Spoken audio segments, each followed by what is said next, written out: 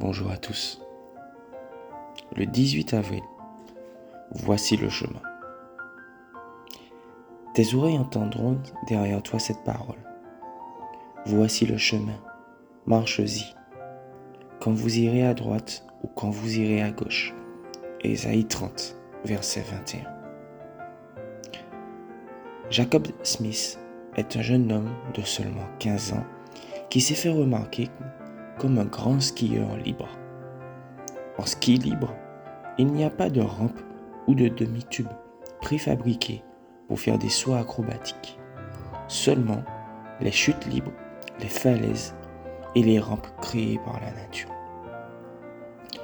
Dans un article publié par CBS News, la journaliste Sharine Alfonsi commente : « Vous devriez voir ce que Jacob fait, car cela est impossible.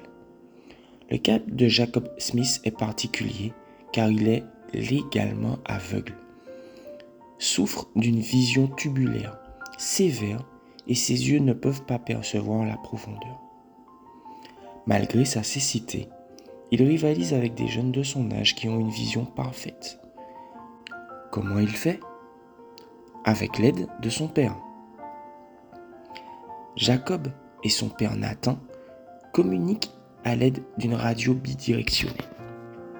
Alors que Jacob descend la montagne, son père devient ses yeux, le guidant à travers chaque virage et chaque falaise du chemin.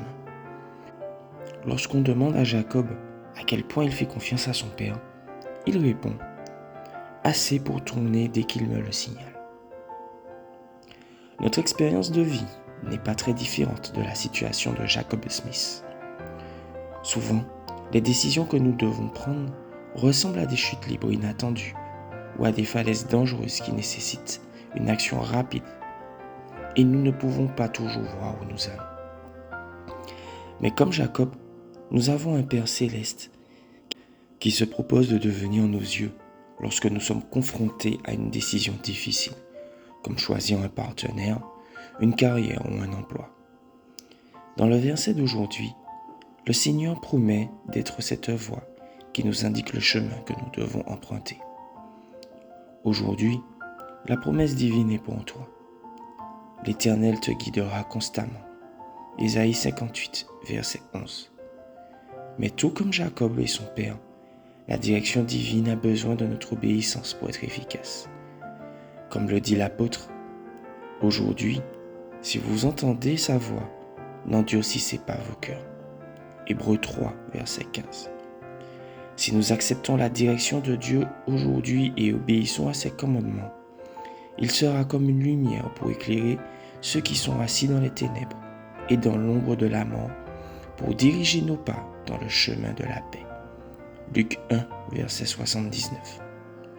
Bonne journée à tous.